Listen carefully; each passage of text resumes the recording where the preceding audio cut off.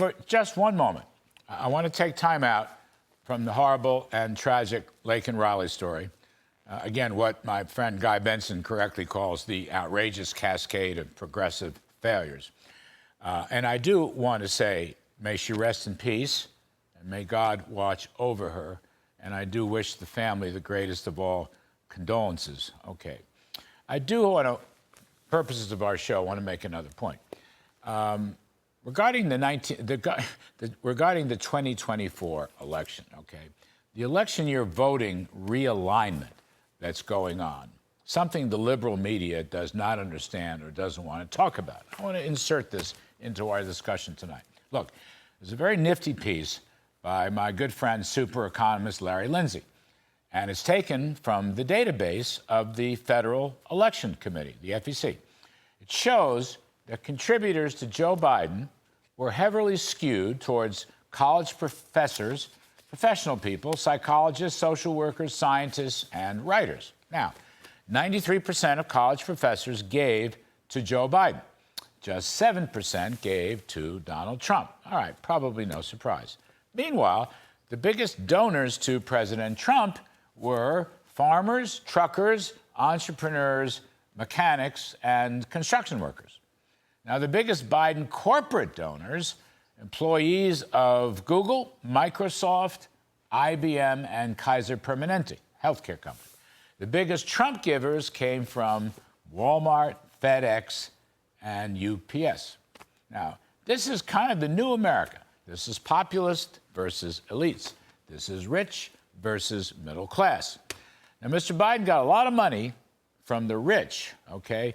Much more money than Donald Trump ever got.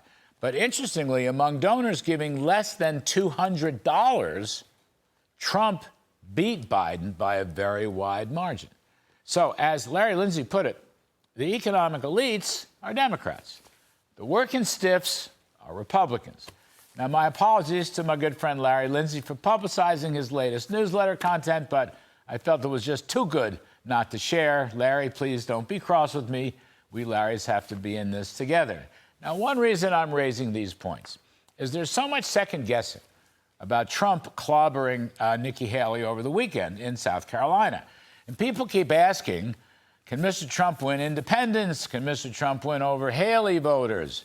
I'm quite sure he'll do very well in both cases. But people are overlooking the fact that Mr. Trump's key policy issues on stuff like a middle-class, affordable economy, certainly the closing of the border, restoring law and order, peace through strength, respect abroad, all that leading to realignment, not just the old static polling between Republicans, Democrats, and independents, but realignment.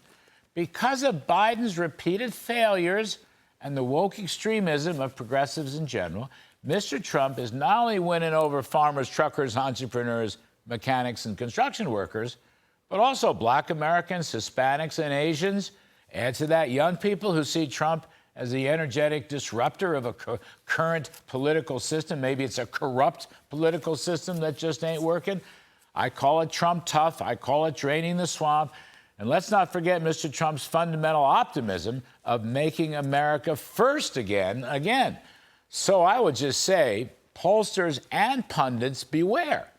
Trump realignment is sneaking up on you, all right? That is beyond this tragic story of the young woman in Georgia.